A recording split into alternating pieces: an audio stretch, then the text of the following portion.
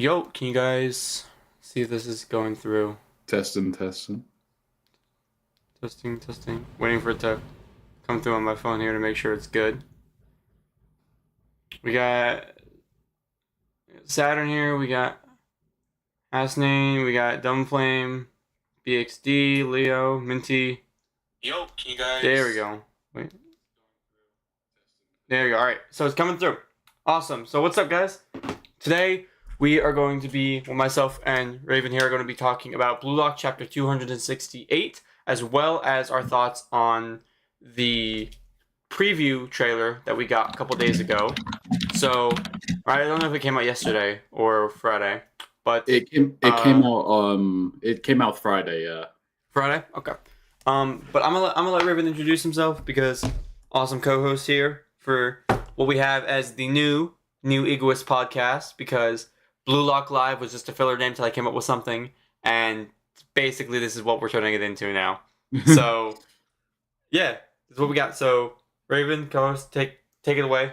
You're on this side, so. Okay. Hello, audience.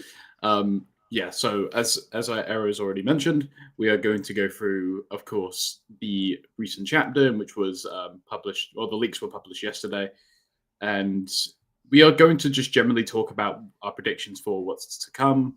And this is honestly me also going in kind of blind, because I don't usually look into the raw leaks. I usually wait until an English translation comes out. So, yeah. And, yeah. Yeah, and of course, if you aren't familiar with my channel, check it out. I've got big plans. Big plans, especially the latest video. The latest video will give you context of what's to come.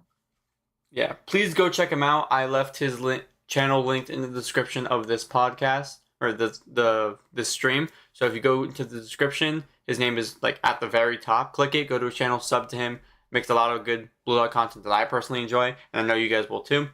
Unfortunately, we don't have the English. We don't fully have the English translations. We don't have the English translated scans like you usually would get on like PO2 or like stuff like TCB. So we have the Japanese scans, but I do have the English translations on my phone here. So we're going to show the raw scans, and I'm going to just read off the English translations. That way, you know, everyone kind of, you can still understand what's happening. If English translations come out during the stream, we'll switch. Oh yeah, I'll switch it there. But yeah, I hope you guys do like the new design I'm doing for the thumbnails now. The logo, I just designed that last night because we needed something, and this is how we're going to be doing our thumbnails now. I'm going to make sure, because it was a very requested thing, to not include any kind of spoilers for the chapter, and I really don't like to do that in the thumbnails, so it's going to be just some kind of relevant image to whatever's happening currently. So if it's like Kaiser, or if it's Isagi, or Blue Lock Season 2's trailer, it's going to be something in the thumbnail that will be engaging, but nothing that will give you a spoiler warning for the latest events in the story. But we're going to start by going over the chapter leaks. We're going to go through 4 pages at a time, and after we go through those 4 pages, we're going to give each of our individual thoughts on, you know, what's kind of happening. I've seen the scans. Raven hasn't, so he's going to be giving his complete, like, unedited thoughts on the chapter as he's experiencing it. So, you have the scans up, right? Yep. All right, awesome. So let us start with the chapter. So the chapter itself is called Strong Pressure, and the beginning opening tag is Kaiser's super goal excites the egoists in Team Italy.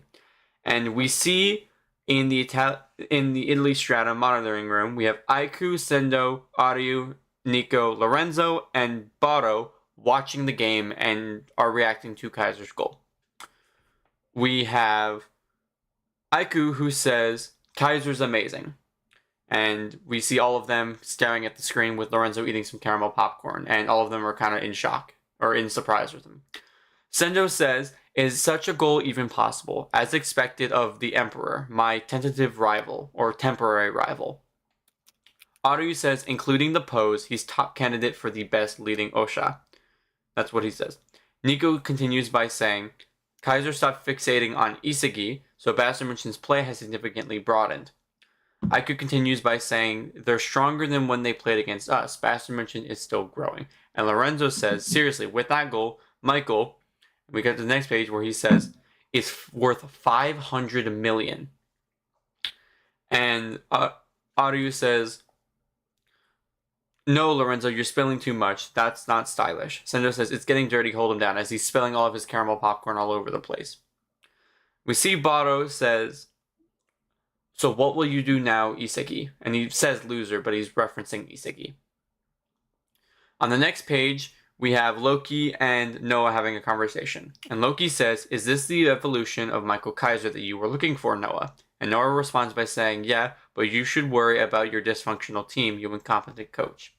And Loki responds by saying, if we lose, we lose. That's it. But if it's the talent I'm seeking, he should still have more to show, referencing Charles that we see on the bottom of the page. So, what did you think about this point in the chapter? Well, it's beginning to just, build up to Loki's faith in his team. So, of course, Loki would know his team most of all and know the fact that Charles has much more in the canister. Like, he seemed very demotivated, but you saw that he was playing like this very big bluff, to put on pressure against Isagi. So, yeah, it just seems like Charles is going to have much more of an impact in the game than just assisting Shido constantly. Yeah. My original thoughts when seeing this, my first thing that caught my eye was Lorenzo. And Lorenzo's been really accurate with his predictions on value. It's like scary accurate. Like he was dead on with Aiku's bid. He was dead on with Isagi's increased value of 100 million after his double goal. And Lorenzo's always called Baro the 100 million man, which he's 100 million, which I guess is a reference after he already became that, but still. He's very accurate with his predictions. Mm-hmm. And I don't believe Kaiser himself is going to be worth 500 million just because he was able to perfect a shot one time and was he failed the first time, which was also the first miss we've seen in the entire series, like the first drastic miss.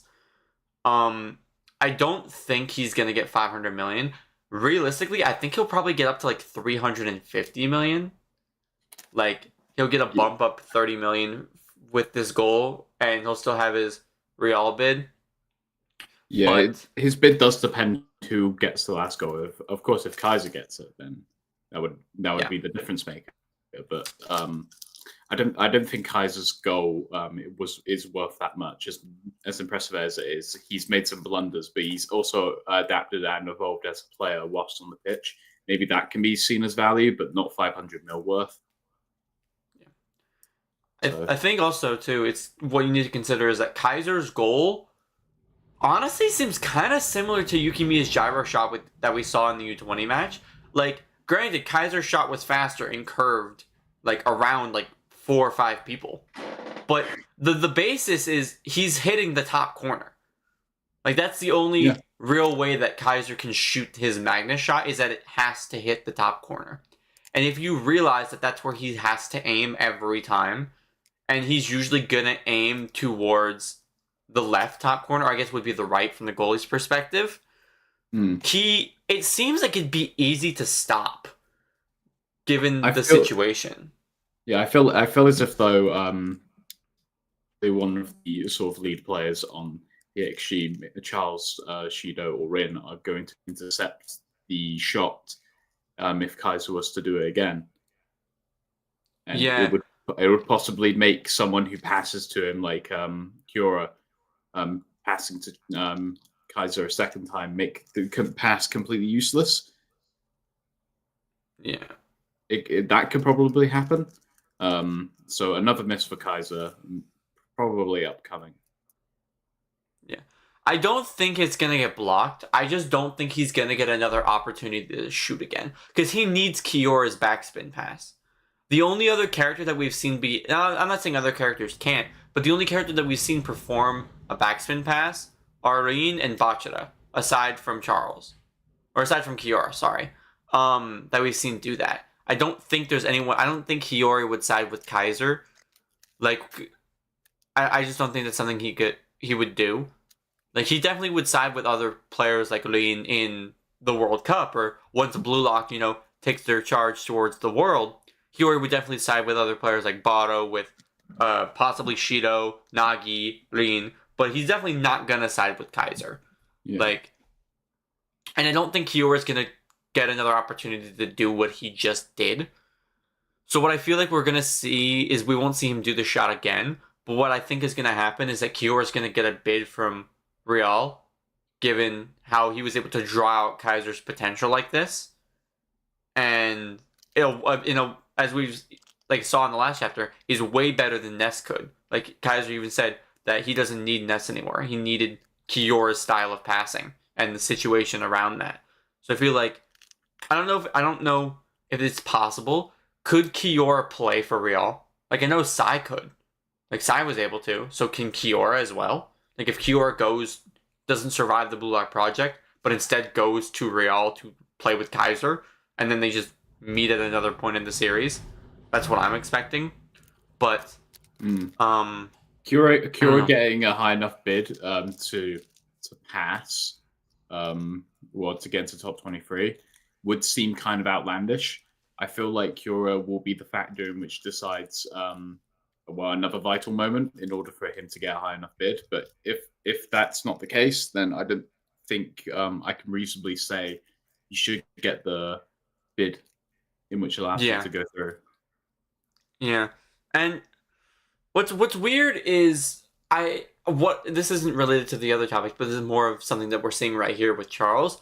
I feel like what's going to happen is Charles is going to go through an awakening at some point within the next 10 chapters. And it's going to be something that has to do with that unique vision style that he has in his eye. I feel like he's going to become aware of exactly what he's seeing. Like, he seems to be playing like Shido, very instinctual. Like, just doing what he wants and hoping someone adapts to him. Right? Like, we see he shot through Ness and Kaiser's thing just because he could. He keeps passing to Shido because he knows Shido could catch up. He even, the pass that Shido caught up to originally, he just passed because he could. Like, he even said, I didn't expect someone to be able to catch up to this. Meaning he just decided to pass like that because he wanted to. There was no foundation of him believing anyone could catch up to it. He was just hoping someone could. So it's kind of like how Bachelor used to be when it came to assisting people. He used his monster as a frame of reference in order to pass, because his monster would be like, oh, well, you can pass beyond the point of where players are because that's what you're capable of. And if no one can keep up, that's on them. Yeah.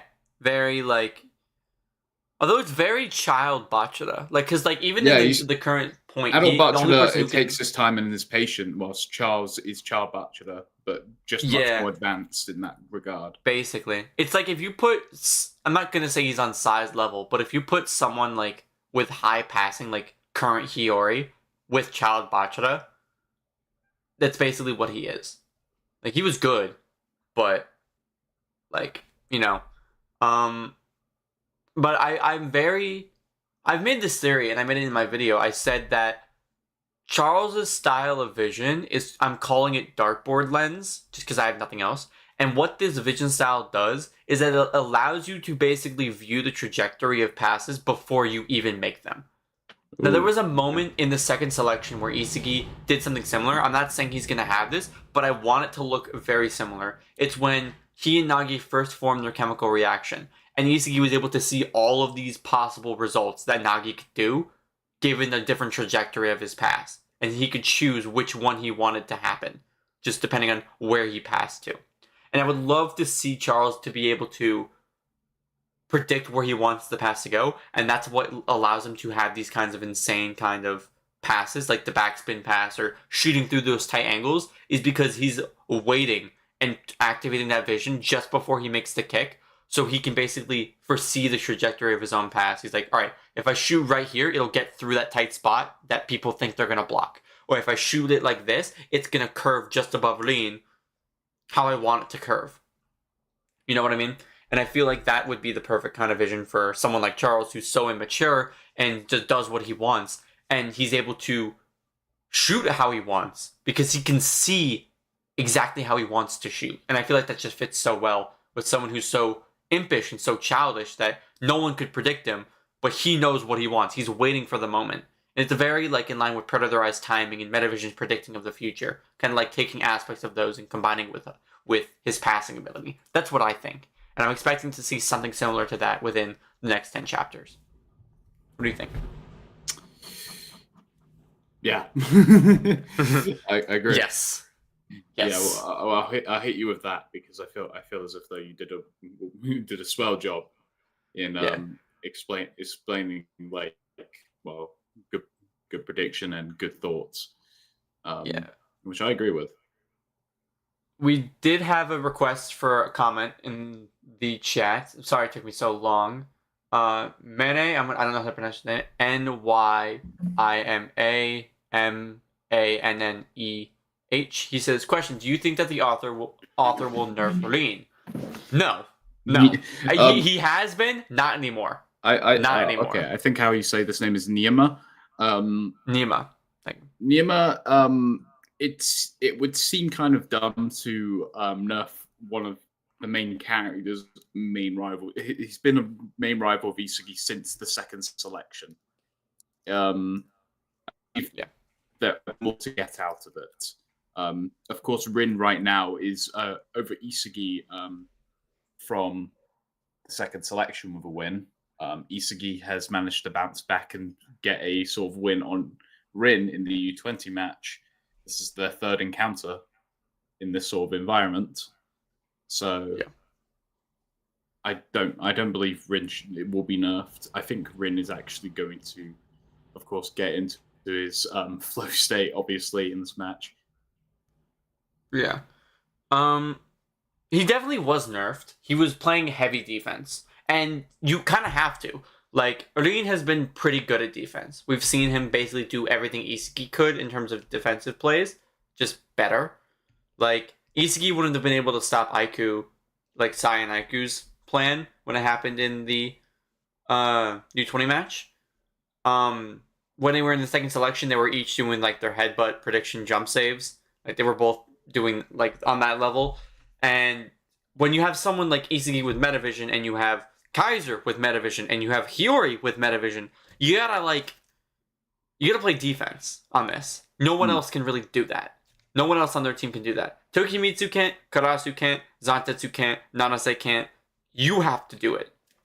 And you have the ability to do offense and defense, as we saw him outplaying basically 3 Metavision users. He got stopped by Hiyori, but again, 3 Metavision users it took to stop Rin without Metavision. Like, he's definitely Rin's physical and physical dominance and also just superior football technique has just allowed him to keep up with so many players. I believe in a situation where it comes down to Rin facing one-on-one against most of these players on the field, Rin would win like most of the time. I believe the only rival to Rin's current abilities is Kaiser in a one-on-one situation, not including the Masters. Yeah. Because he just has to play defense now. It's not that he hasn't been nerfed. It's that a lot of the chapters have been dedicated to other characters aside from Rin, and you can't at this point. You have so many important characters in this final match that you can't realistically give attention to each of them. Yeah. I see this question in chat by David S. Has Zantetsu and Tokimitsu done more than Kura in the NEL? This match, Kura's done more, but in overall, Zantetsu and Tokimitsu have got a bid in comparison to Kura, who's not been given a chance. Yeah. But in this match, Kura's definitely done more. Yeah. I mean, like, Isagi himself said Kiora was the deciding factor of Kaiser's goal. Which, if that's the reason they give him a huge bid, doesn't make a lot of sense to me. It was basically a matter of whoever Kura picked to pass to, either of them would have got the goal. Yeah. Which, it's kind of stupid. Like, he knew he was passing to Kaiser. Like, he wasn't like, oh, it could have gone either way. He put backspin on that pass. He meant to send it to Kaiser. It could have gone either way. A ball from a backspin pass actually goes forward instead. Oh yeah, it could have gone either way. You're putting a bowling ball up against a ping pong ball. What do you expect to happen? I didn't know. It's just they want to make the narrative of like it's random, but no, Kira picked the underdog because he likes the underdog story. Yeah, because he's always been super small. He was born premature. He's a lot smaller than his brothers. Yeah. Like he's always been the underdog in the situations. And against and in the episode Nagi story, he was the underdog. Like Nagi's this genius character. He's the main character, and Kira smoked him in a one-on-one. Like that's what we saw happen. So it's one of those things. And then Nightwolf asks, this is the last question we're going to go into before we get into the rest of the chapter. He says, do you think Ness is going to join the femboys, being Korona and Hiyori, teaming up with Isagi? I don't think so. I think he'd probably team up with someone like Kunigami, who showed his worth in the first match and was able to earn a spot on Bastard at the start. Ness is a very much needs to follow orders kind of character. Whether that's through physical demands or actual plays on the field, we don't know. For Kaiser, it's a mix of both, of course, when he was telling Ness what to do. But what would Ness follow after, of course, not being able to team with Kaiser? We haven't seen him. I looked through the scans. We haven't seen him at all this chapter. So yeah, we haven't.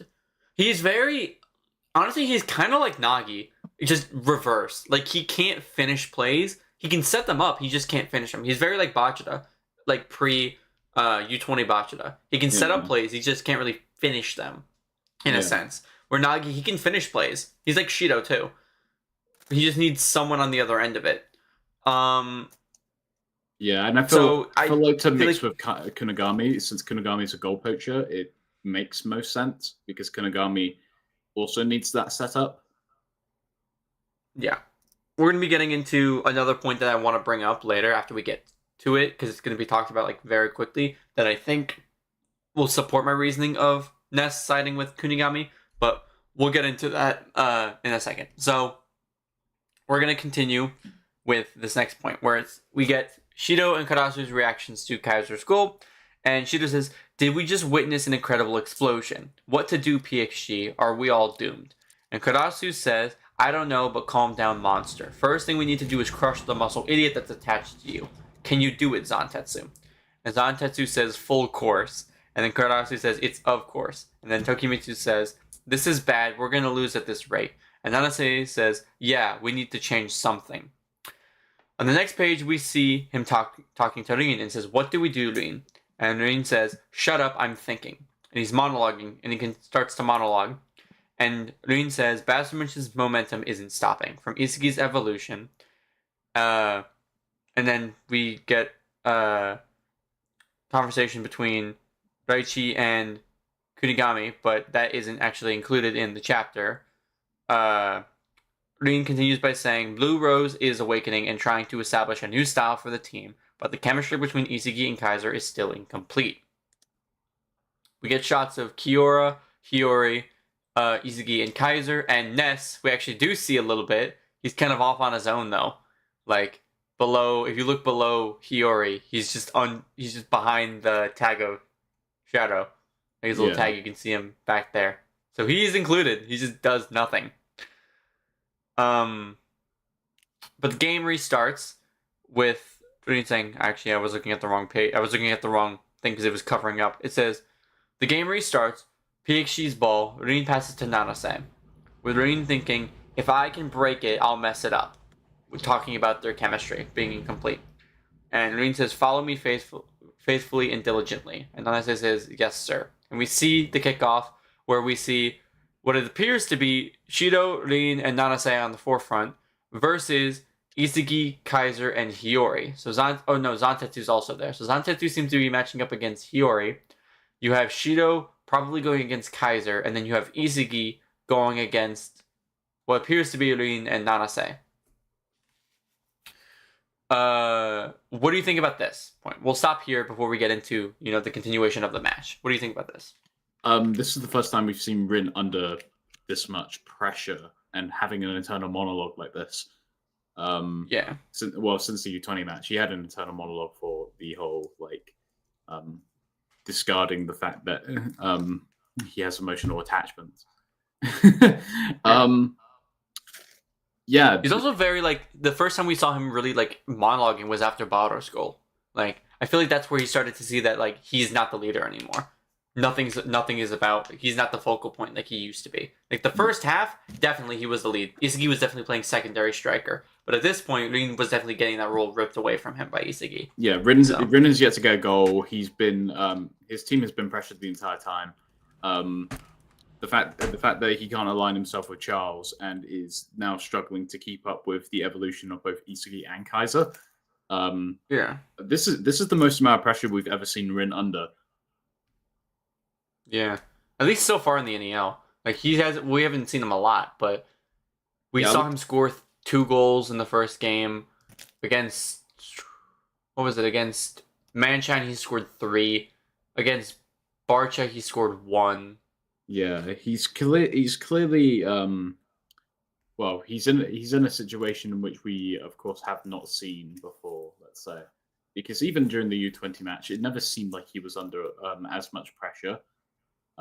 Because they did make relative comebacks on their team, and Rin was also well enough to where he countered a lot of the U20 players. Yeah. Besides IQ and his older brother, I'd say. Oh well. Yeah. Until we got into flow state. Yeah. But yeah, it makes it very interesting. Yeah, it does. I believe it's leading to a bit more of backstory. Yeah. Alright, let's continue with this after the game kickoff. So, Nanase thinks to himself, alright, first build up the play, then carefully connect with Rin. So he's still keeping his mark as the post player. And Isagi actually starts charging in using Metavision to stop him. And Nanase is surprised by that. And Nanase says, Isagi, oh no, he's charging. What's this? The intensity is different from before. A demon press. So Isagi is fully locked in. He's trying to steal. He's not doing his off pressure that he usually does with his off the ball movements, trying to limit their passing. He's full on physical going in, which is the first time we've really seen Isagi, I think, do any of this kind of very physical kind of pressure. He always just has to go for a sidebar, snatching the ball away. We saw him do it with Bato a lot, but this is the first time he's really going in one-on-one, head-on type thing. Yeah. Hiyori shows up and says, too slow, I got you. And Nanase starts a monologue by saying, Hiyori's also linked up with him. I didn't expect him to come this aggressively. And he says, Rin, and he passes the ball over to Rin. Which, impressive. Hiyori and Isagi, I know Isagi was using Metavision, I don't know if Hiyori was, but getting past 2 Metavision users, he got off a clean pass. Pretty good. However, Nanase passes the ball to Rin, but it got intercepted by Kaiser, and he snatches the ball. Nanase says, Kaiser, was that also red? And Nanase says, sorry, I'm gonna rush back. He's going back to defend. And Rin's monologuing by saying, these guys, they've linked up. And Hiyori says, he got it. Isagi says, let's go for the next one. Rin starts the monologue again by saying, no. He says, no, that was Kaiser's solo cut, which was a steal. Isagi and Blue Rose are not cooperating, but competing to become kings. Rin continues by saying, in this top performance rivalry, we as PXG are helpless being swallowed up. Zantetsu says, I can't stop them. Karasu says, rebound, even if we got crushed, defend no matter what. Tokimitsu says, this is bad, very bad. And Rin continues to monologue by saying, damn it. And then he says, I. And then we cut to the next page where he says, I came this far to be crushed by Isagi. Since the day I lost to you, I've dedicated all of my time to this fight, just to beat you. But I still don't feel like I've reached that point. On the next page we see him training and, working out and such, which I'm assuming this is during the NEL. Because I don't know when he would train after the U20 match. So it's probably NEL. We see him reflecting on his moments with him in his flow state, him going up against Sai, and he says, if I can control that concentration, that killing intent, that destructive impulse, I should be able to beat Isagi and Sai. However, he continues by saying, at this rate, I'll lose again. Isagi's growth rate is much faster than mine. I can't see a way to win. And then he says, my desire for revenge will be killed. My obsession will be destroyed. I will be crushed. And then he thinks and he says, this is it. And this is it, Isagi. And then we see him stressing out. He seems very panicked. And then what we see is very interesting. We see those like broken pieces, those broken action figures that we saw when he first entered Flow, like that he destroyed, that he and Sai collected together. We see them sinking, which is very interesting that he's reflecting on this very moment itself. To like, is this something that we're gonna see maybe in another like flashback? Something about these action figures. We actually cut. And we see Rin in his flow state. We see this destructive aura radiating from his legs, from his torso, all around him. It's covering him. His water aura is completely gone now. And we see him rush Isagi with the ball. Which, maybe I missed something? Okay, yeah. Karasu and Tokimitsu were able to stop Kaiser. I was like, how did Isagi get the ball at first? But Hiyori was able to pick up the loose ball and send it to Isagi. But Rin is in flow, and he's rushing Isagi. With the last bit of the chapter, we see Rin saying, I wanted this pressure from you, Isagi. And Isagi says, I can see it, you loser number one. And the final comment of the chapter, as they match up against each other, is a battle between an awakened monster and a genius who will slaughter everything. An unpredictable killing spree begins. To be continued in the next chapter, not only that. So, that's very interesting. What's going to happen? Next chapter might just be a mirror of... I feel like it's going to be a combination of what happened with Bachira's awakening and the chapter against with Rin and Sai. Because they're definitely going to match up next chapter. It's going to happen. Right? But what's going to be interesting is I feel like what's going to happen is it's going to mirror Bachira's awakening. Where these two are going to go at it. Rin is going to end up beating Isagi. He's going to lose the ball. And it's going to go to Charles. And that's where it's going to end on next chapter. And it's going to end with, like, the comment being, not only that, but the imp has gotten the ball. Like, the imp's gotten the ball. Or some kind of translation around that. Like, Charles gets the ball. And he's, like, in. Like, he saw Rin go at it. He sees that Shido's being locked down. All this stuff. Right? And he's going to do something. And he's going to go off. He's going to try and maybe do his own thing.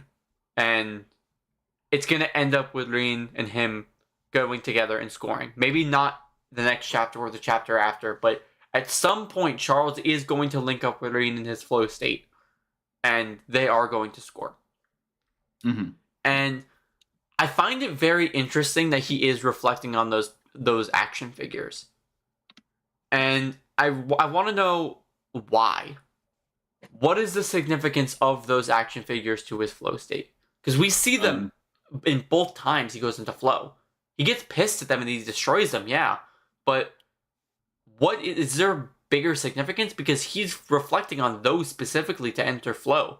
Like, those are his point. And I'm like, what's the significance? Well, judging by the image of, like, the destroyed toys, the symbolism would be, of course, the destruction path that he goes down. Yeah, because toys are broken, but it's also like the type of toys in which he has. He has this one that looks like a Godzilla with a front horn. Of course, commonly known for destruction itself. But you could also say, that these toys represented a sort of unorganization during his time growing up. Meaning it could lean towards like the flow state. He could have been like, "Oh, these toys aren't say they aren't organized. They aren't what he wants. They aren't what he aspires to do." because football to him, ever since he was introduced to it and collabed with his brother during his childhood, that's been everything to him. Oh my god, someone just pointed it out. His toys are turning into the aura. Like, look at it. Look at the page where we see the double spread. If you look at the side and you look at an angle, you can see at the bottom that's a horn. It's the toys. The toys are literally turning into the aura. Bro, he is the toy. Bro, he's Toy Story. That Godzilla looking toy is turning into, like, it's exploding, the eyes and the mouth, and this disgusting corpse, like, it looks like kind of like flesh is emerging from that toy. So that toy definitely has some kind of significance to him. I just want to know what it is. Someone colored this in. Someone please. This is literally the first people I followed, one of the first colorists I followed, I think it was like Two Horned One. He even said, I'm not doing anything for this. And he says, good luck to anyone who is. Like, this is going to be very interesting to see. Maybe this is what's taking them so long on the English translations, because it's very hard to kind of make out, like, the finer details of what's, actually happening. Like, the aura itself.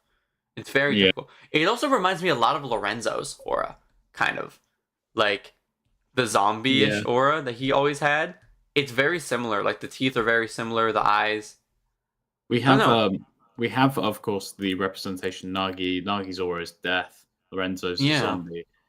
Rin seems like a monster because it's prone for destruction and because the toy is, well, a monster.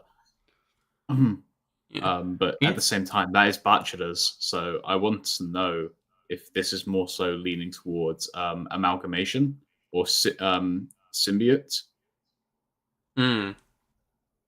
Maybe like he's like Venom. Venom canon, bro. Bro's got a Venom aura. Isagi, Spider-Man, and you got Venom. What's interesting that I did notice when I'm looking at this closer is that there's still, like, a lot of water bubbles.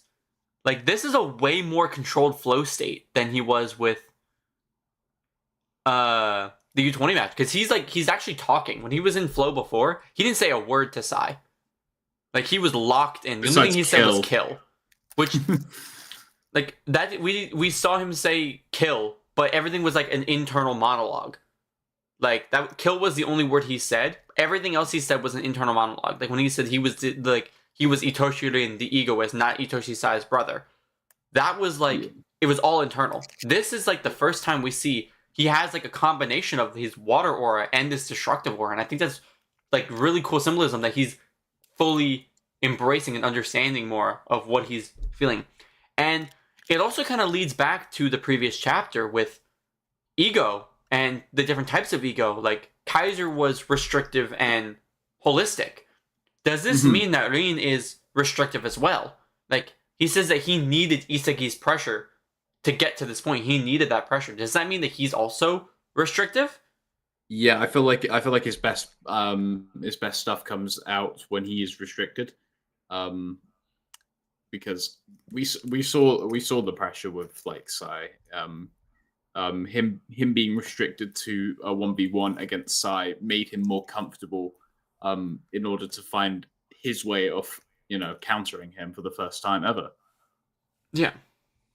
I feel like this is definitely all going to lead towards a link-up play with Charles. This definitely seems like the most predictable route.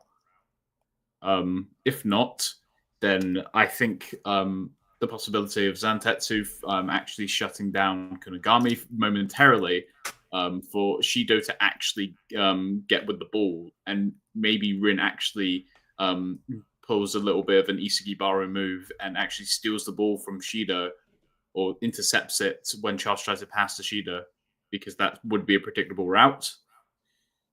Yeah. So another thing I did realize, he doesn't have the vortex appearance in his eye anymore. He just has the flow state eye. He doesn't have the vortex pattern that he did when he fought up against Sai. He doesn't have that here.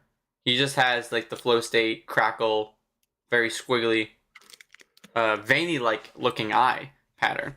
And then he has the aura coming out of his mouth and such. but he doesn't have the vortex eye. So maybe he can only subconsciously use that under certain pretenses, or maybe that was just like a design choice. Because I don't think that we had seen the flow state eye design that we see here prior to the NEL. Like after we saw all of that, I don't think we saw. So maybe that was his attempt of like his like, oh, maybe when they enter flow, this is what we'd like to see, because it's like fully focused, fully concentrated. All of the information, all of their aspects are focusing on this point. No, because we saw it with Shido. So it's got to be something. Do you think it's just an aspect in which is combination? Because we refer to Metavision as a sort of a flow state weapon. I mean, I don't consider it to be one. Yeah, but the people that do swear by it. People think that Isagi's operating mostly in flow because his physical abilities have enhanced because of the use of Metavision, and flow state is basically that self-controlled focus. So would we say that Rin has just combined flow state with one of his primary weapons? I don't know. Because this could be like a flow state combined with an undiscovered weapon in which we haven't seen. Because flow state is usually the state in which people discover new weapons, and this could be leading to something like that. Yeah, maybe doing something in which Sai does, but in a much more destructive manner. Yeah, what's a little not disappointing, but I feel like would be a little much, is that we'd have two. If my prediction with Charles is right, with the dartboard thing, him understanding it and comprehending and such, that would mean we've gotten 4 unique vision styles in the NEL so far, and I feel like that's a lot. Like that's too much. Especially if this vortex vision is unique. It's definitely too much. And definitely doing character-specific visions now, and I feel as if though that isn't really necessary. Yeah. Because this seems like a very Rin-specific vision, and eye pattern or whatever, and if that's the case, then it's kind of just a waste. Yeah. But if multiple people can have access to it, then yeah. The closest thing I could say to it is possibly like. That is another variation on Charles, like how Isuke has a unique Metavision style. The Vortex thing, it's like Charles' vision, but he hasn't. When he had that vision, he didn't do anything at all relative to like passing. That we see with Charles doing it. So it's very. I don't know. It's very difficult to conclude of what's going to happen, of what that vision style could be called, or what it even means, because we're not seeing it here. Like, Rin is in flow here. He's locked in. We know he is. It's confirmed. We have the aura. We have the eye pattern, the aura coming out of his mouth, all of it. And even like the wiki says that Rin was in flow when he faced off against Nagi in the Manchan City match, and the only indicator we have that he was in flow was that smoke coming out of his mouth. So that we see that here, he's in flow. So that aura vision, that vision style has to be something. I don't know. Yeah, I believe that we're not going to look more into this than we've already got, because I feel like the sort of just presentation of it may have been a little bit off. But if it isn't off and it's intentional, we do need a confirmation of if this is a different vision or if this is just flow state eyes with a different approach. Yeah. Yo, alright. I'm gonna leave you to entertain the chat real quick. I haven't eaten all day. I'm starving. I've been up since like 4 a.m. I need to get something to eat real quick. I got food already made. I'm gonna grab it. I'll be like 2 minutes. I'm gonna let Raven entertain the chat with let me read the chat. Spouting, I don't know, some wild hot takes or something. I don't know. Yeah. Send in your questions, guys. All right. Yeah. I'm just gonna read off. Here's one. I got one right now for you. I got one right now before I leave, so you can talk about who's better, current Rain or current Sai, or that's current. Yeah, current Rain or current Sai. There you go. Go for it. I can answer this question very simply. We haven't seen enough of Sai. I need food. we haven't seen enough of Sai. We can't properly answer that question. But if we know for a fact that Sai has, of course, higher scale, and Rin is getting closer, but it's still not on the level of Sai. But there we go. I think Sai is still better, and I believe that if I'm wrong with that, it's because we haven't seen enough Sai. As all, we haven't seen him in over 100 chapters, whatever.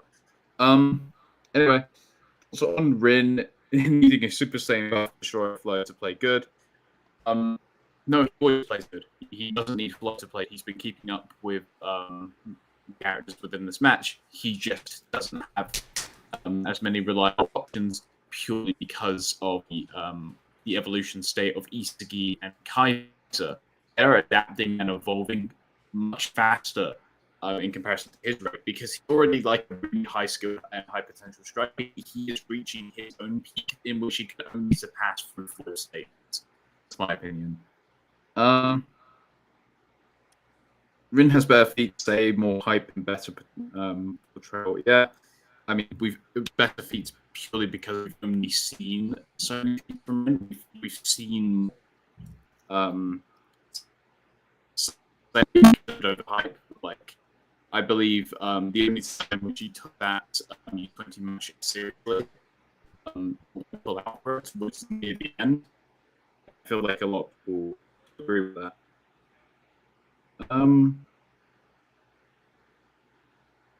I missed 2-0 against Isagi, and that's not going to change. I think it's 1-1, which felt like he lost. I don't count that. The first time Rin felt like he lost was when he couldn't predict the pass that Barshada did. But the second instance was the U20 match where Isagi became the star of the show. Okay. Yeah. I have returned.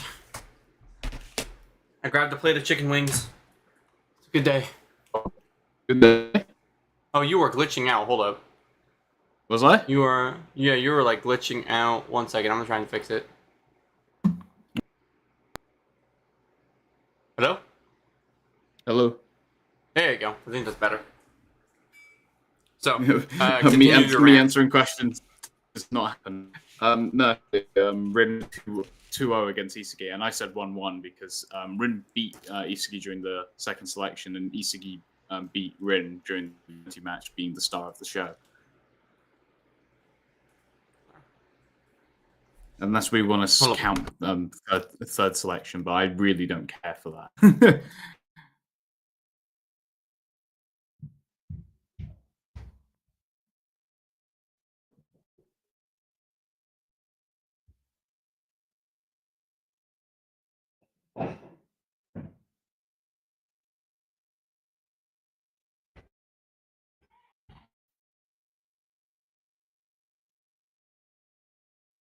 My mic was muted.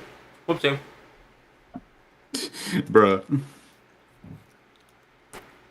Bro, I'm so hungry. It looks like the majority of the chat says Sai. I don't know if that was the argument you made.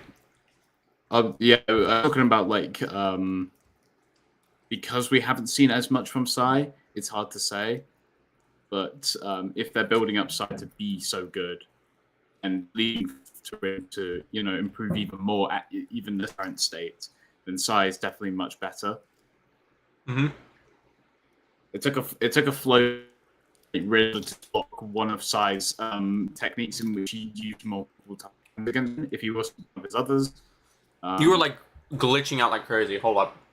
Try and disconnect and rejoin the thingy. Yeah. I don't know why you're getting out like that.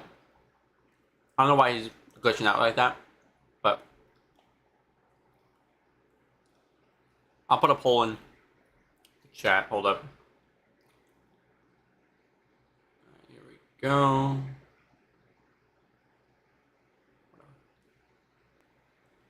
Hello?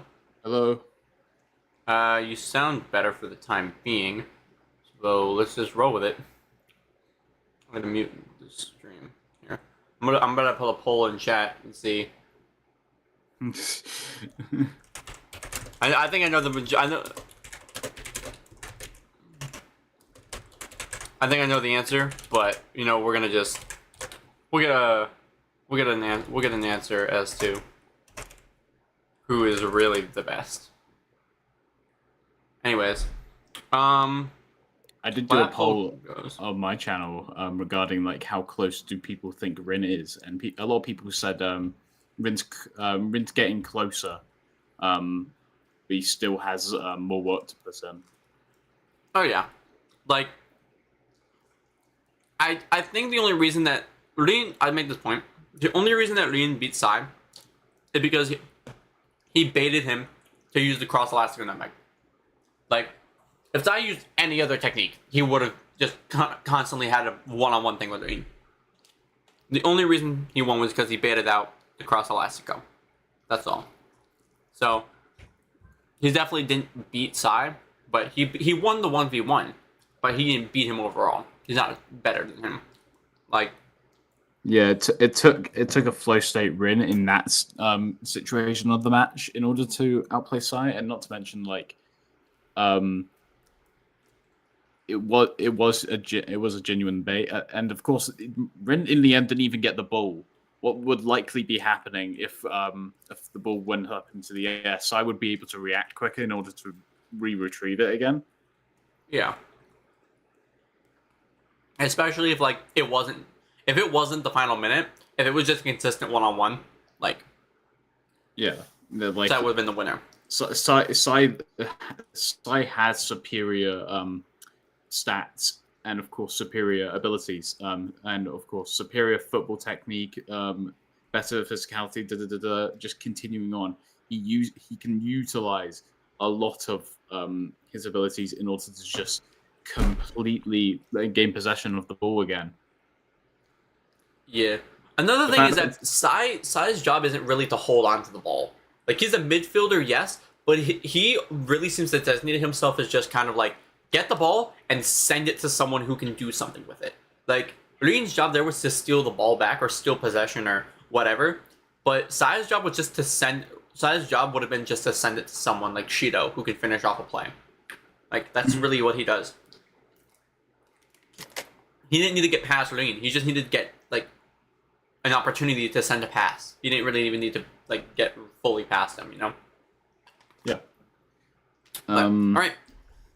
Do we get into season 2 conversations? Yeah. All right, awesome. Let's hide this and hide this. So, first thing we're going to talk about is this thing right here. I don't know. I will send it to you so you can see exactly what I'm talking about. Bink. This is the first image we're talking about. We have Igari, Corona, and Ryo here. What are your thoughts just on this shot from the trailer? Lighting and design looks pretty good. Of course, still frame shots would just be better. Ryo's in the wrong fucking color jersey. I noticed that. Why is he? He was in white, right?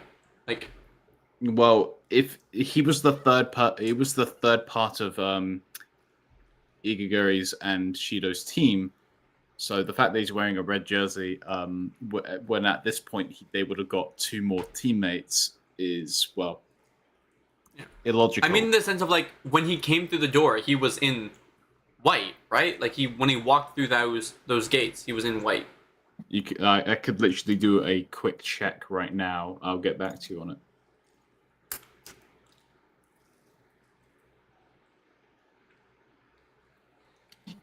Yep, he's in a white jersey. So why are you in red? That's definitely something they're gonna fix up. Like, they're definitely gonna. Or they're just not gonna take any mind to it and just be like, nah, it's one simple mistake. It's fine. Shit like that. I wonder, because they're giving Corona a lot of attention. Like, they gave Corona a confirmed voice actor. He got some speaking lines in episode Nagi. He got and now he's getting this. Are they going to have some kind of, like, conversation? Like, is Corona going to say something this season? I'd love an anime exclusive backstory for Corona. Not in the sense of a backstory, because they definitely were.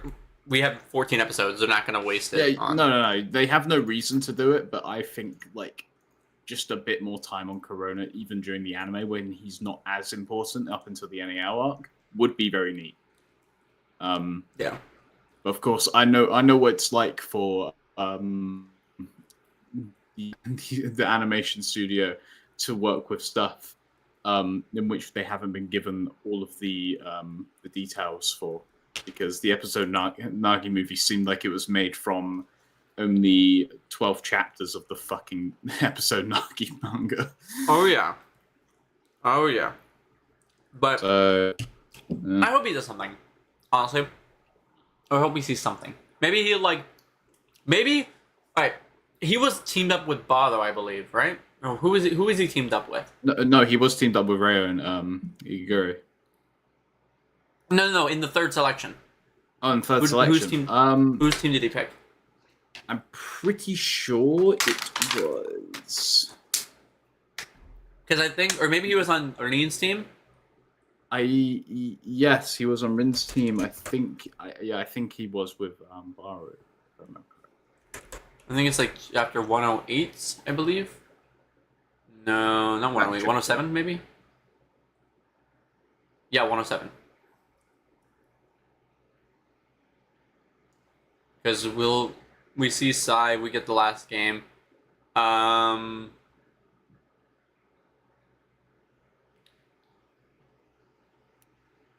Yeah, but continuing on. Corona passed to Rin and Shido.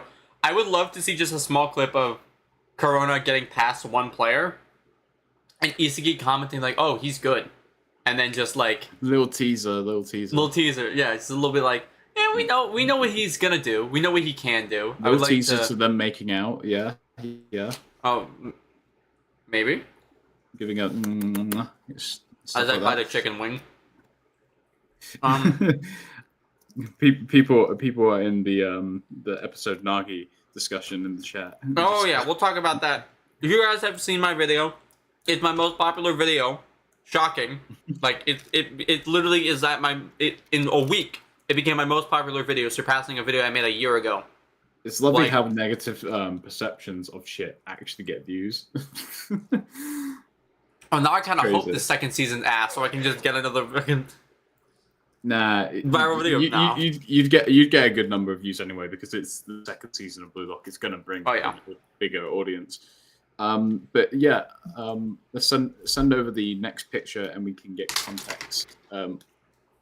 Like there out of this entire preview, there was one mistake, and I see that as an absolute win, because we could have had so many more. Yo, yeah. So the next shot we're gonna look at is Isagi. Now, I just made a TikTok on this where I gave my thoughts on the character designs for the second season in comparison to season 1. I really like what they did with Isagi here. I don't know a sharper if it's jawline. like I don't sharper jawline for one, but no, like it doesn't seem pointed. The one thing I had a critique about was when they showed Hiyori, they just gave him such a pointed jawline and a long face. Like I thought he had like a more rounder face. Hiyori is going to have a face in which, in comparison to Isagi, he's going to have a rounder face, but not a pointy jawline like you see there. This though, the secondary shading. If you look at his hair, they have the light. You have like your normal hair tone. You have the lighter parts, which is like the extra streaks and stuff we see. You have the shadow, and then you have like a darker shade of his hair. Like there's 4 different colors used in his hair, and it looks really good. In comparison to season 1, there was 3. So this is an extra layer of shading that they added for his hair. And then the shading on his his face just looks better. And I have to say, I kind of like this still better than I do the panel that it was adapted from in the manga. Like I like those white lines in the eyes. I think they look really good. I agree, because it conveys much more emotion. Yeah. You see, if you feel the emotion from a still frame, it's going to be better than the manga panel, in which doesn't really do it as well. The manga panel is still good. it just doesn't convey the emotion because it feels like another Isagi blank stare. Yeah. Like, here, I'm gonna end this. Oh yeah, so the polls ended. 69% said sigh, 31% Rin. That's more than I expected, but I mean, if there's Rin fans, there's Rin fans. Fair play to you guys. Before we get into the next one, I'm going to address this. You're allowed to have your own opinion on the episode Nagi movie, right? You're allowed to believe whatever you want to believe. However, the animation was good in some points, but it sucked more than it was good. The direct shot, Isagi's direct shot, looked better in season 1. You could compare season 1's direct shot to the episode Nagi manga and say it was a better adaptation than the actual episode Nagi movie. Like, the whole point of Isagi's direct shot in the episode Nagi manga is that it was so quick and so unexpected that Nagi couldn't catch up. That's the whole point of his thing. But in the movie, they did a slow motion animation, and it was clean. It was clean. Don't get me wrong. It was fine. But the whole point of it, it's supposed to be quick. It's supposed to be fast. It's supposed to be unpredictable. So using a slow motion style for that moment doesn't make sense, especially because in the manga itself for the episode Nagi side story, it's just a straight up, like, cut. It's Nagi thinking, and then boom, it happens. There's no wind up. And that's one thing that just, it was clean, it was good, but just, it wasn't, it could have been so much better. I feel like the build up to it, of course, fell flat. As much as it does look cool. Yeah, it was great. It looked great, but like it looked cool, but it's not the point. Direct shot. Did you go see it? Did you see it? I've seen clips and I've seen that shot, and I was like, okay, looks cool, but the point of Isagi's direct shot is actually snappy. Isagi's direct shot is fucking snappy as shit. Yeah. It's supposed to be a quick strike because it's literally as the ball fucking lands in front of you. Not even bounce it. It literally is in front of you. You fucking in. Yeah, and it was another thing was that there was no realization. Like the whole thing was that it was supposed to happen and shock Nagi. Like boom, it happened. What like boom, what happened? Why am I losing? I should have won. I was in the position to win and something happened. That wasn't how it happened in the movie. And yeah, it was no contemplation of like, this is what Blue Lock players are capable of when under this much amount of pressure, which Nagi was never really under that amount of pressure in that point of the story. Because he was so believing in his own abilities as well as Rayo's in order to just be like, yeah, I can get another 10 goals easily. Yeah, like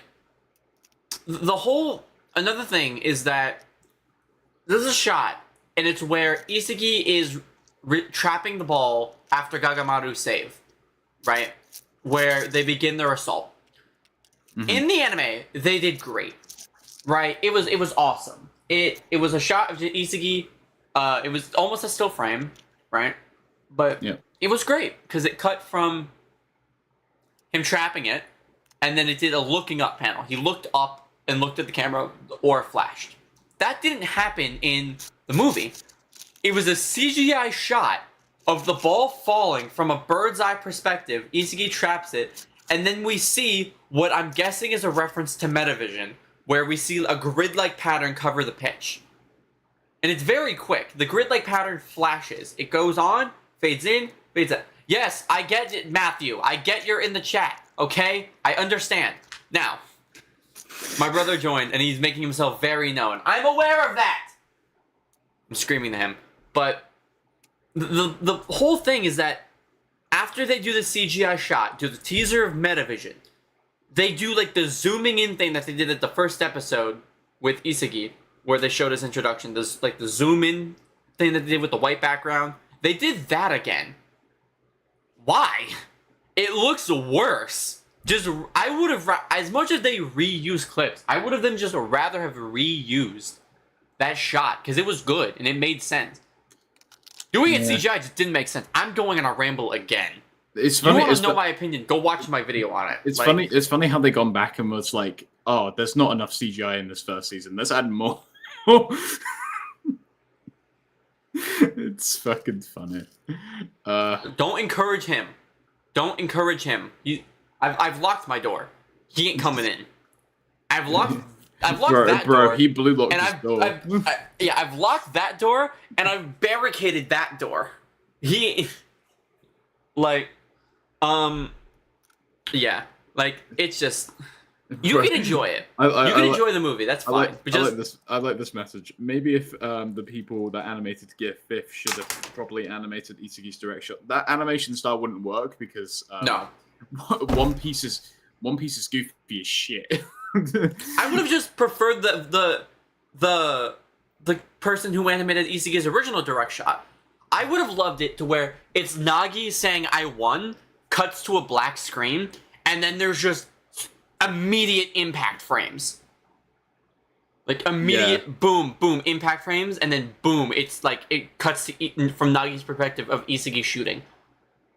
I would have loved that. That would have been so hype because it would have mirrored how the anime did it with Rin's and Isagi's direct back heel shot where it cut to black. It's like, oh, I couldn't do it, and then boom, psych, you thought shit happened. I would have preferred like a less drawn out sequence where the ball would reach the net. Instead, it would just reach the net.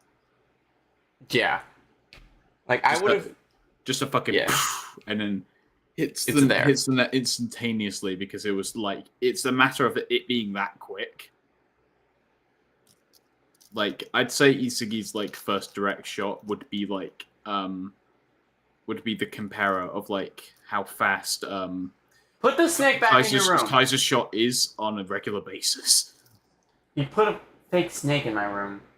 There's a snake in my boot. Yo, my eyes are tripping. I'm not, I don't do drugs, but like the longer I stare at that, you can kind of see it. It's right there. It's right there. The more I look at it, the more it looks like it's moving. I know it's not, but it's tripping me out right now. Like the studio didn't animate BLUELOCK season 1, right? 8-bit did. 8-bit did. Yeah. Okay. Well, they don't sell much. It was the most popular manga of 2023, but before that, of course, it was not. It was selling well. I think its first year was, of course, not too popular, but it was getting popular during like seasons of like World Cups and other big football seasons and whatever. Also because it's just a good sports manga. It had the budget in order to make episode Nagi good. If they were to be conservative and actually take the time in order to make it live up to episode Nagi manga, I would have wanted this movie to come out after the full release of the episode Nagi movie. Episode Nagi manga, in which we haven't even got a finished fucking product of yet, so I don't understand what the deal with that movie was. Yeah. I was like, know. Wow. I would have even said save it till after season 2. Like, that would have been like, we've waited so long. There's no point where you need to do 2-year break between like season 1, a 2-year break between season 1 and season 2. That's not the concern I have. It's that you do the 2-year break, but then you throw in a movie 4 months before season 2 comes out. Which, if you want to make the argument, oh, it's for more budget, it's promotional material, that way they get more money in. The animation's already done. Like, dog, they're adding the finishing touches to the fucking thing. They're just recording voice lines at the moment. Yeah, they're already done with their anime. Like, animation takes a long time, and I don't think people understand, because a lot of people thought for a long time that animation was done in a week. It's not. The majority of, like, even JJK, the majority of the season for JJK, that people were saying, animators finished 45 minutes before the episode was up. No. They finished like a month and a half in advance to that episode actually airing. Yeah. Okay. Animation studios take a long time because they have to go through a long approval process before even being aired. Because what happens if someone just said, "Oh yeah, here's our finished product," 45 minutes before the thing? They'd have no time. They'd have to be like, "All right, good, good, good, good, good, good, good." What happens if they just animated a hentai scene in the middle of the episode and just left it there? To give it a little frame of reference, think of video games. You know how long it takes video games to be made. One prime example that I'll be using is Silksong. Silksong was fucking announced like 7 years ago, taking a long time to get to a point where we just can actually like see even like updated trailer footage of it. They've been working on this game even before it was like announced as as a thing in which is coming out. They were developing it during the time when they were giving Hollow Knight updates. So think of this logically. They've been working on season 2 of Blue Lock either just after season 1 or during season 1's process of being uploaded. So it's likely that this season doesn't have the like massive amount of budget in which it got from season 1's profits or the 2023 profits. If it was gone into development just after season 1, they could have of course used that budget. I wouldn't get my hopes up because the episode Nagi movie has just proven the fact that they are seemingly under a lot of time crunch. And I believe the episode Nagi movie would have benefited releasing actually in the in-between year before season 3. Yeah. So like the year in which we don't have Blue Lock content, it would release December of 2025, and then this or October to October 2025, and in October 2026, that's when they release season 3. Yeah, that would have been a more ideal time frame. Even not even like that. Like just the NEL is the longest arc in the series, and it's going to be very hard to separate it into a season, or even simplify it. They'd have to go like the NEL itself right now is over 112 chapters, which is a lot considering the 20 game was 50. Yeah. Like season 2 is going to cover 54. Like you would need to because the game isn't even done yet. You'd have to condense that down like by 50% more than season 1 is, and that's just. To be frank, a lot of the NEL chapters have considerably less panels by comparison to the earlier chapters, as on average, overall. But that doesn't take away from the fact that this is like the biggest arc and still ongoing. So, if they were to work on a season 3 directly after season 2, I believe it's going to take either, of course, a lot longer than we expect, maybe more than 2 years instead of we get 3, because of the fact that we aren't even out of this arc. Season 2 has been in development since the release of season 1. That's my prediction. And during that time, we were just getting into the NEL arc. A good way to see whether shit's in production or not is based on how much anime official art comes out. Like, you haven't seen official art for like Fire Force for years, but they just got their announcement, and now you're gonna see so much official art, like official anime art popping up, or like with like Jobless Reincarnation. They got a bunch of official art before the season got a reveal of like, oh, they're coming out. Because they're producing this official art to get people into the anime. That way when they announce season 2, everyone's basically like watched the anime and are very excited for this thing. That's the whole thing. When they do anime official art, they're most likely already in production for the second season. Oh, that's what we got. What's very interesting and very scary is I'm hoping they are going to do one long season for the NEL.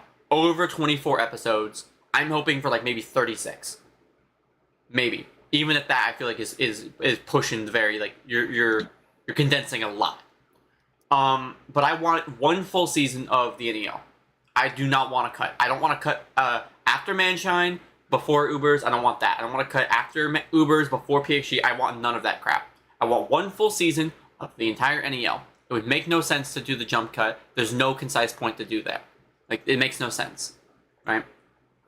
What they could have done, legitimately, held off the episode Nagi movie. Just hold off on it. And save it until after season 2. While you're in production for this massive season of the NEL being adapted into season 3. If that if that season would not be perfectly like good animation, concise, I'm not even saying perfect, I'm saying good, average good animation that's acceptable. If that wouldn't come out until like 2028, just shooting it out there, release the movie in between, release the episode Nagi movie 2 years after season 2, and then release a follow-up second part of the episode Nagi movie 2 years after that. So it's a 2-year interval between part 1, part 2 of the episode Nagi movie, followed by season 3. It would give you enough time to get completely caught up on the episode Nagi manga, because it would be done with the second selection by then. Part 1 covers all of the first selection. You show everything. You show and you animate everything good. You show the Wanama brothers having their moments where you get to see their crocodile aura. You get the moments of Zantetsu and Reo actually bonding. You get those moments of Reo showing off that he has a high football IQ, which is going to be important going into season 3 that you're going to be producing. And then you'll get all of the good animation, all those moments where we're really excited for this stuff. You would get to pace it right. And then part 2 of the episode Nagi movie would be the second selection, where you see all of the moments with him and Team Isagi after Isagi leaves. You don't even have to show the part that we saw. I would love if you did, but you don't even have to, because it shows development for Nagi's character. But I wouldn't even mind that. Just show the stuff we haven't seen yet, with the 3v3, then the 4v4 match, and then the World 5 match. Make that into a movie, and then have it end as soon as they walk through those gates. As soon as they walk through those gates and they see Isagi, end the movie. That would be perfect, because it brings it all the way back up to season 2, and you can watch season 2 with no worry, and then boom, season 3 comes out. That's the perfect way I could see all of this going through. But they just wanted more. They wanted more money. 8-Bit is greedy. They do not care about this series. They don't. They care a lot about reincarnated as a slime, because they put a lot of effort into that. The animators put a lot of effort and time into that. This, they don't care about, and it's disappointing. But I went on another rant. I probably could have done that and saved it for another video. But you know what? You got it here. So you know what? There you go. Man really wants to spit nothing but facts anyway. Oh yeah. We got the English translation of the manga, which came out. I sent you the link directly, so if you want to post that in chat, feel free. Oh, we did now, did we? Let's see this. What? Do we read through the chapter again? Nah, we got the preview to get through, and you spent a long time ranting. Oh yeah, I did. We're gonna move on from Isagi because we got fucking more. So. Here you go. I just posted. That is the link to the English scans of TCB. So you'll see, or not TCB, but the PO2. So these are all the English scans. Enjoy. If you want to read them, you can read them. But anyways, let's get into the next part of the trailer that we saw, which is Shido, which is very he'd be interesting. looking demonic. He looks great. He looks awesome. I didn't know how they could do Shido better, but they did, and he looks awesome. You just make him look more evil. They're really pushing the villain, and what I like is that what makes him look like a villain isn't the shading, it isn't his hair, it's his eyeliner. In season 1, his eyeliner at the ends were curved. It was more like softer. This is sharp. These are sharp. Like, his eyeliner is sharp as hell, and it looks awesome given the angle of his eyes where he's looking, and then because some weird the thing he's doing with his tongue, it makes him look villainous, and it looks great in my opinion. What do you think? I agree with that. I believe, of course, the lighting within these entire like preview still frames are just doing characters justice. This is more of the mood in which I think matches Blue Lock. It was so bright to the point of like unbearable, but like maybe this is building up to the fact that like the darker lighting is leading towards a fucking sick outdoor scenery of the night sky when Blue Lock face U20. And because that is the time of day during that match, but like this is a good setup towards it. So if they fuck that up, I'm gonna piss my own. You know what also puts you into perspective? How big the Blue Lock building is. Like how long that thing must have taken to build, and like how much money. Because the stadium they play in is inside all of those 5 stratums, and it like if you look at the logo I have here for the podcasting. This is the shape of the Blue Lock project, like the building from above. The stadium that they play in, that all of those people sit in to come watch, fits in that center of, like, they fit in the center of that entire thing. That fucking stratum is, that building is massive. The building is massive for the fact they can hold a capacity of 300 players relatively easily. They have all these training facilities, and also the fact that they have this whole second selection facility connection.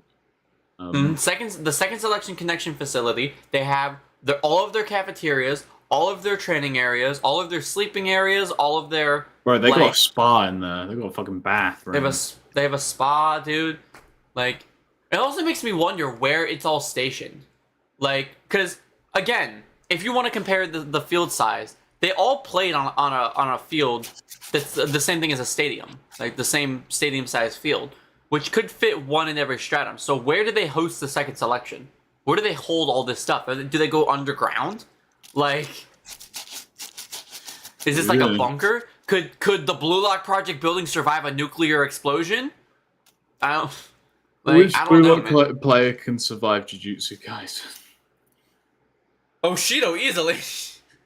Shido's get the same voice actor as Gojo, bro. He's gonna be fine. He's gonna Yowaimo everybody. People ready to hear him say the most sus shit ever. Dude, Scythe in chat just said the Blue Lock building would be amazing as a hotel for athletes. Yes, it would, bro. Make that a Japan site. You just have to scale it down like a realistic size because this building seems massive. Yeah. Also, where do the NEL games take place? The NEL buildings take place within that same building. But like, which one? There's five stratums. So which one do they take place in? Do they switch them up every time? Or like, I feel the 5 stratums were introduced as a way to separate however many players. But there's still 5 sections of the building. There's still, like, if you look at it from above, there's still 5 building sections. Wasn't it a case of each of those contained a certain amount of players in which they all met in like a center building? Or it is, but if you look from a vertical perspective, this is like legitimate. I'm sending you a screenshot. Yeah. I'd put it up on screen if it wasn't so much work to actually go through it all. But, like, I'm sending you right here. This is like an actual shot from the thing.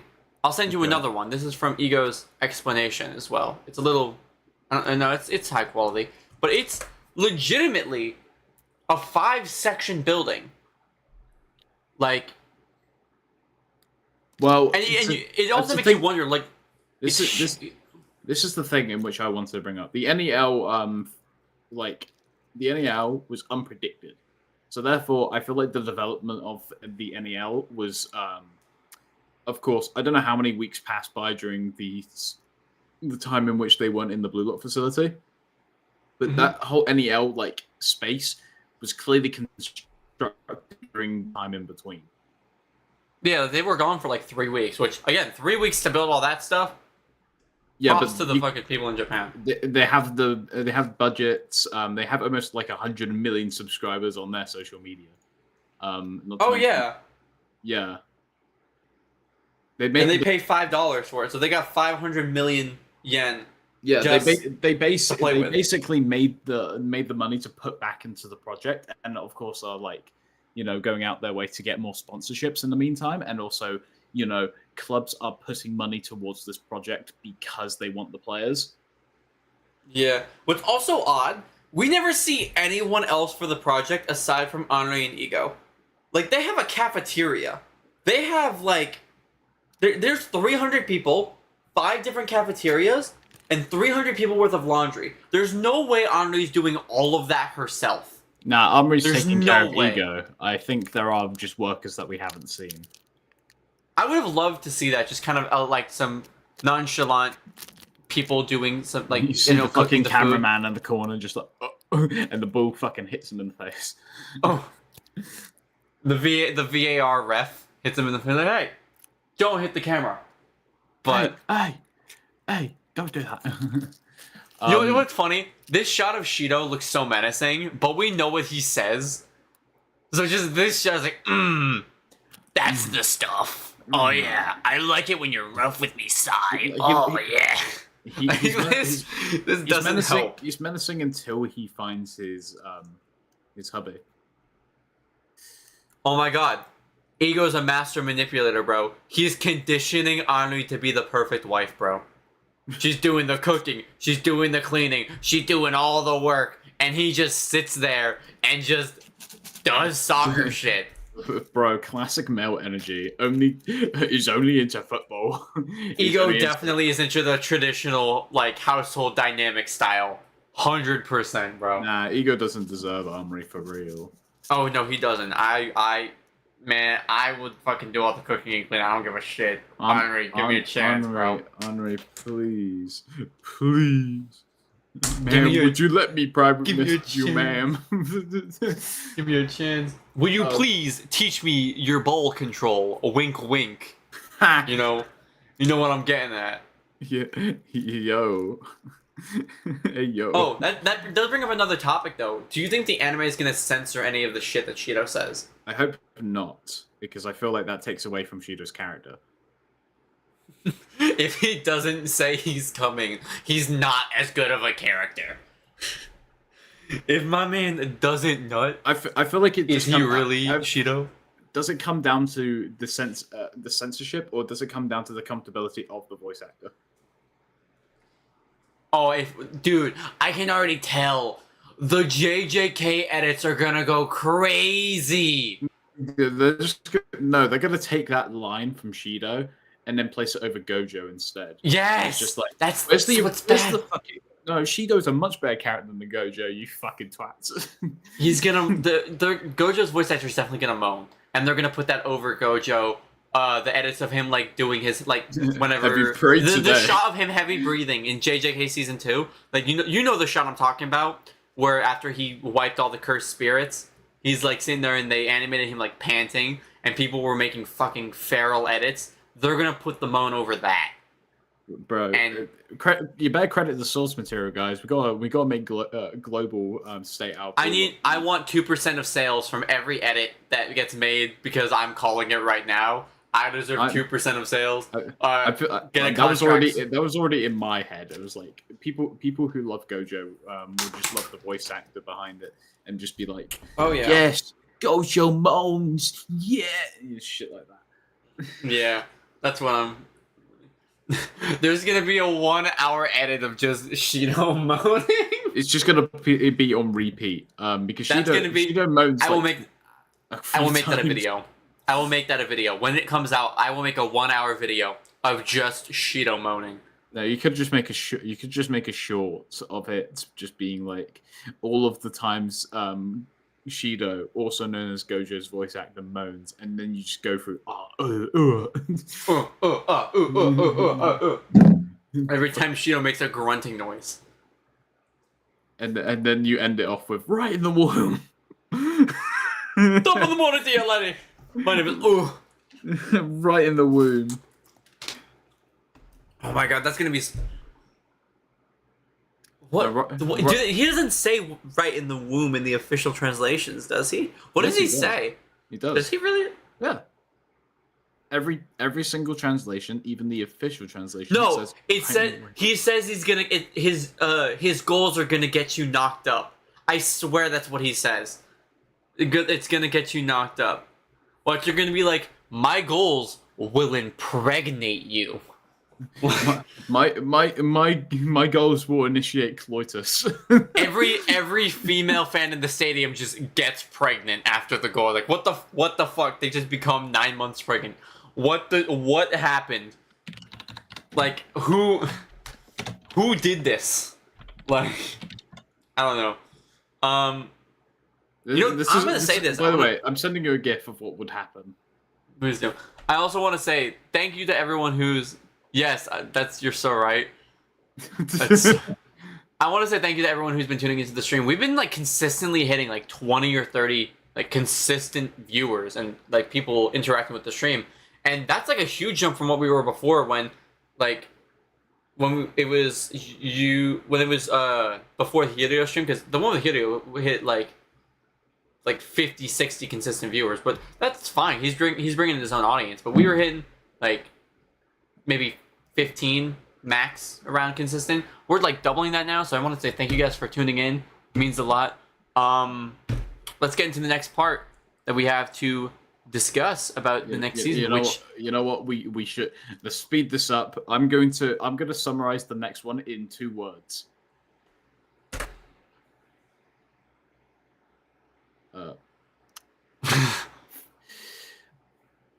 Feline duel. Smash. Next. Just double smash. Top, bottom, me. Let's go. Sandwich. That's my word. Sandwich. Sandwich and me, please. No. Okay. Next one. Moving on. Quick.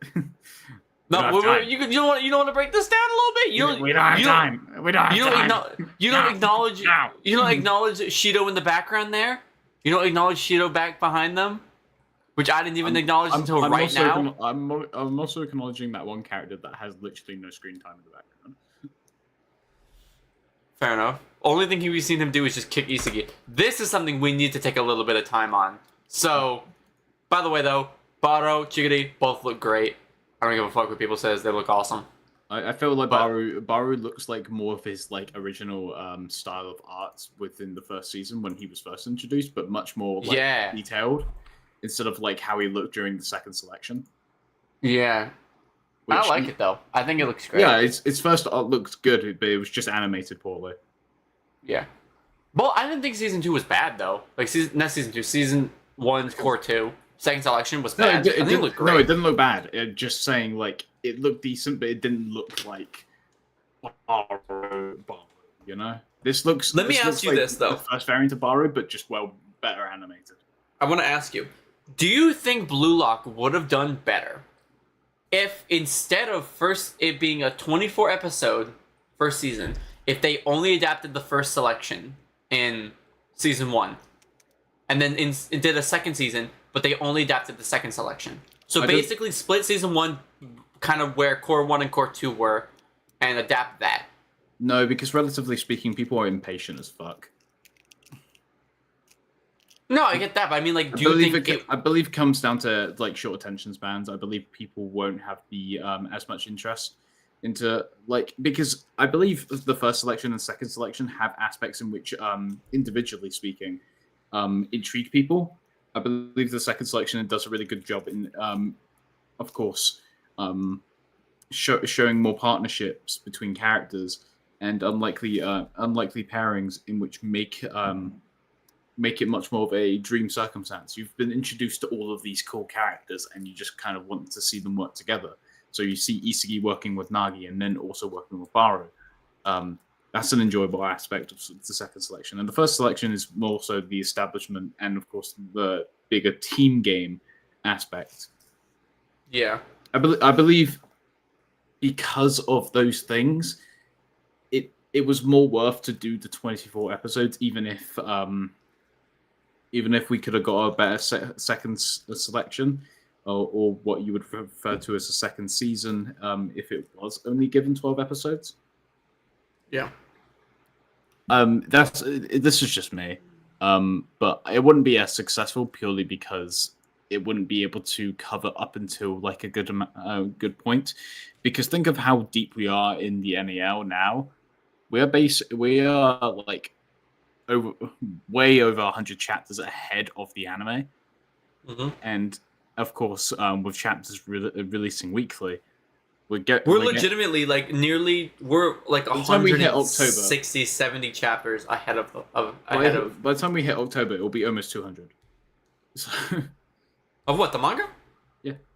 You mean 300? We're already at like 268. Oh yeah. No, sorry. Yeah, it's well to that point anyway.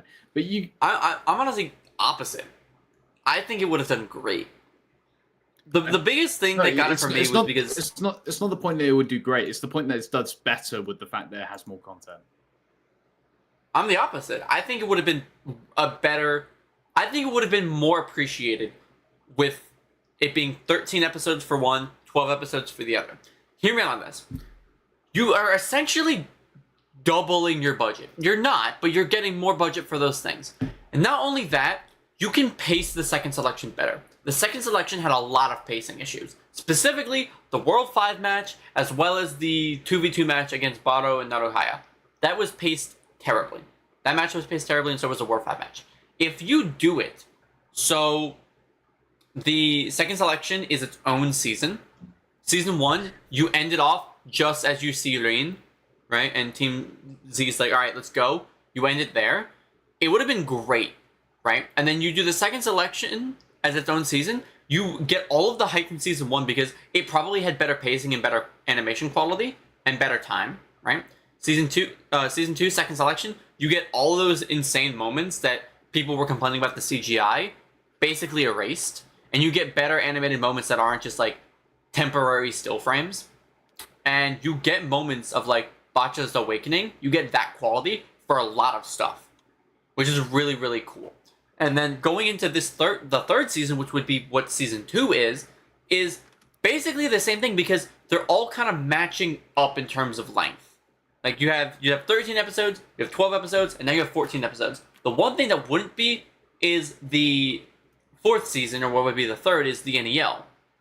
Which, in that case, you could basically do one long season, but just do like core jumps between each match. Like you do the start of the NEL to the end of the Barcha game, which would be around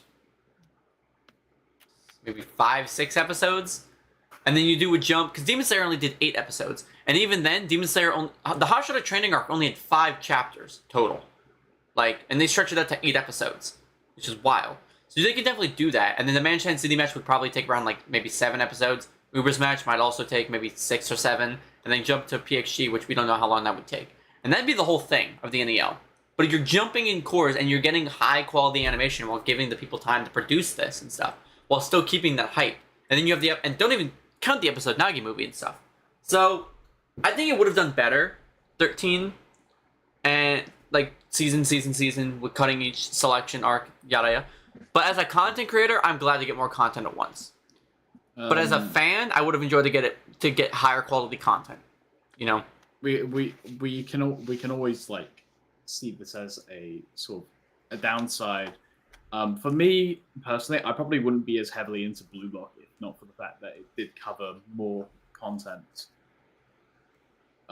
Because the aspect of the second selection in which appealed to me was those unlikely pairings and of course the much more hype around it. Because when my first viewership of BLUELOCK was me just ignoring all the animation flaws and just focusing on like the story behind this project and of course the theming and what it aspires to do. Oh, we need to plug this while we're here, because someone asked. We do have a Discord, so like, you know, if you guys want to join it, I'm gonna put it in the chat right now. So if you guys want to, you know, join the Discord, you'll get notifications about when we post, and you know, conversate. You can talk to us, and you know, by which you mean talk to me, because Era doesn't message. I talk on the Discord. Okay, I'm very conversational.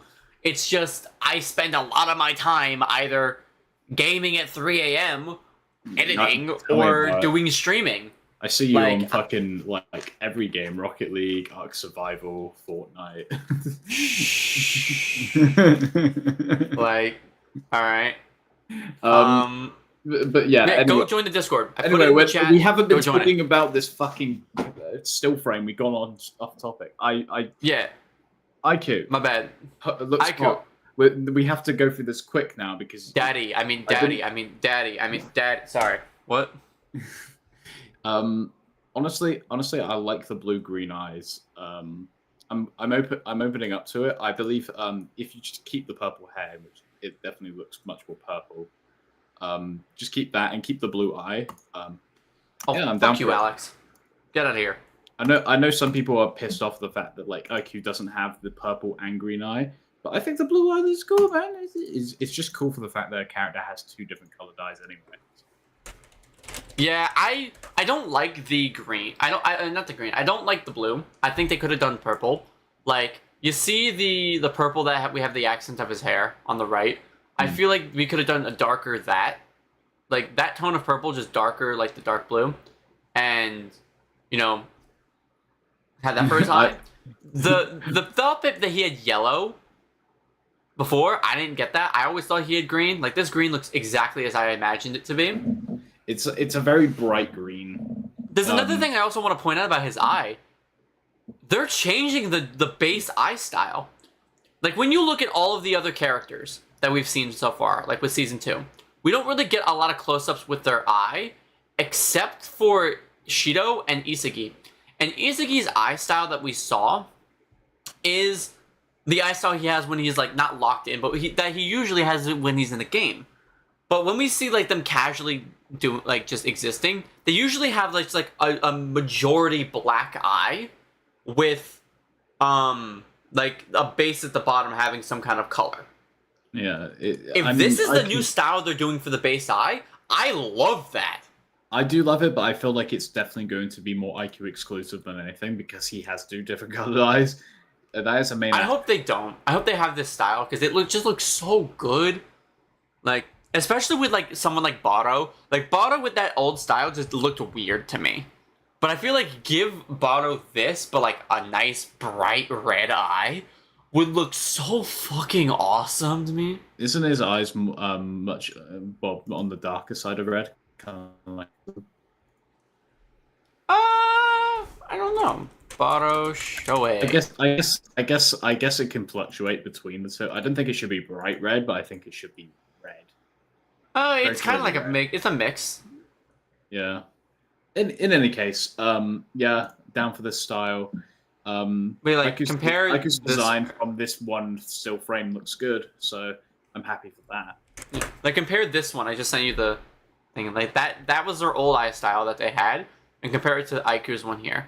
It's very similar, but this one just looks like it's a little brighter. Like, you can definitely see the pupil better.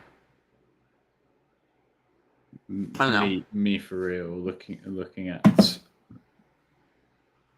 Why does Iku look like he's trying to ask me out on a date, but like he's like put his hand up against the wall to stop me from moving past him?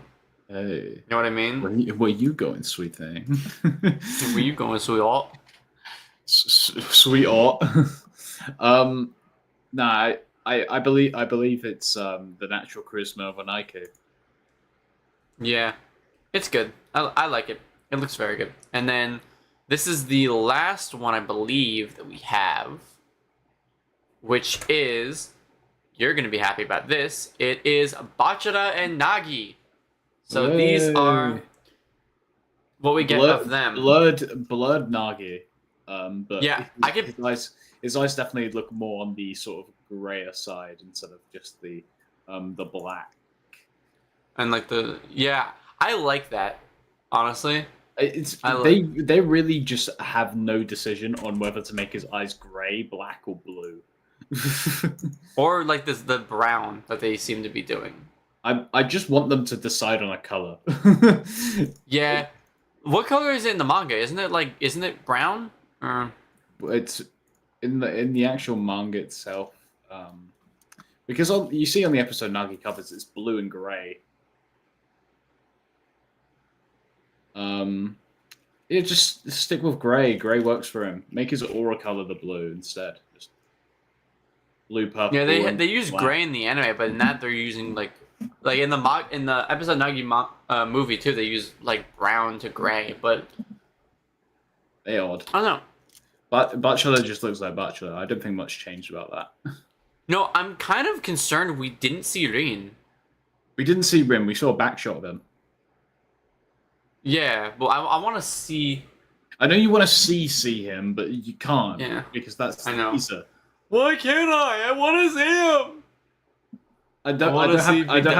I don't have concern for not seeing him because I believe that was just an aspect of like, yeah, this is going to be the tease, the whatever.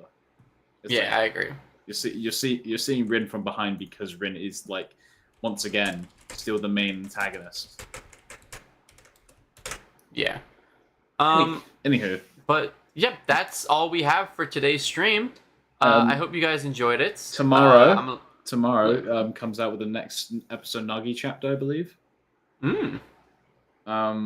So, well, I say this. I've heard, but of course, don't take my word as factual. Do not get your hopes up. But if it does come out, I will be sure to post about it.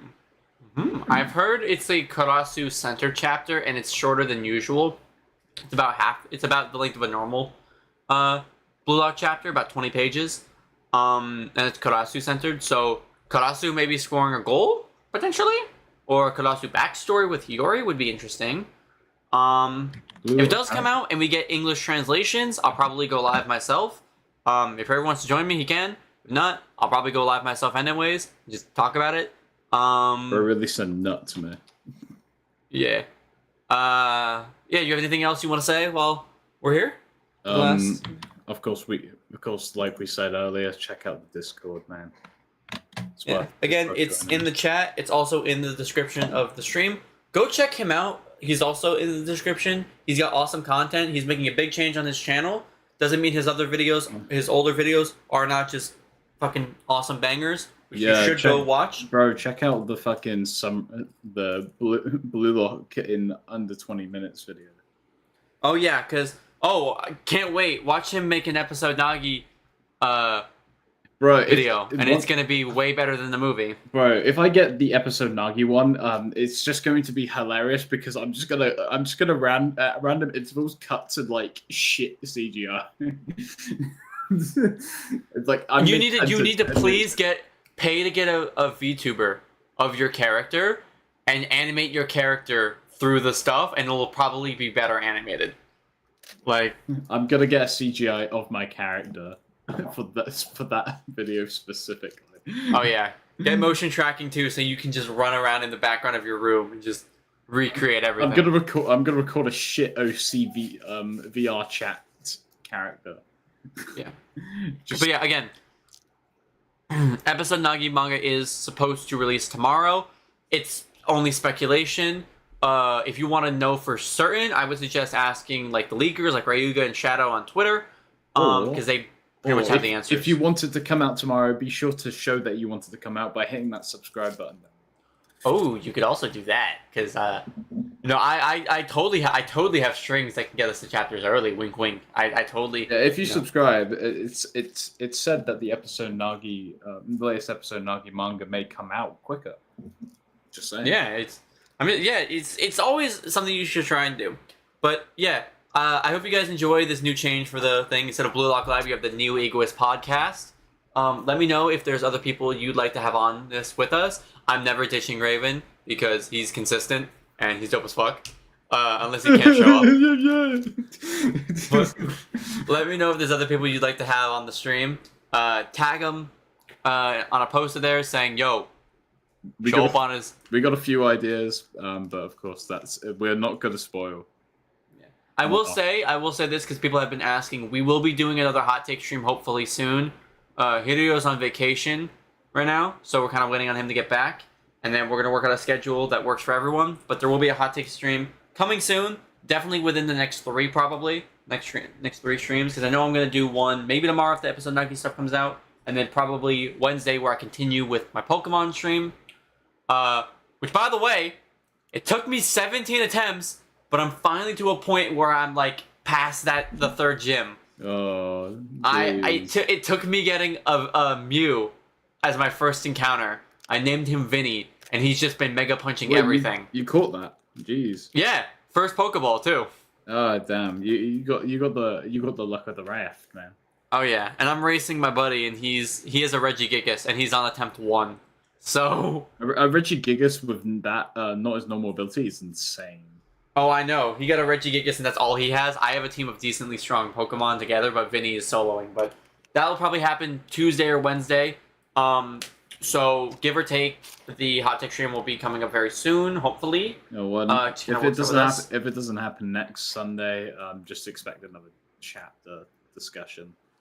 Yeah, and then again, if there are break weeks, we'll probably still do live streams even when break weeks happen and just kind of talk about whatever. But it all kind of depends on his schedule because he's like 6 hours ahead of me, and yeah. Also but anyway, again, job. Yeah, go check him out. He deserves the attention and the praise for his content. He's doing big changes, so keep up with them. We're gonna call it here.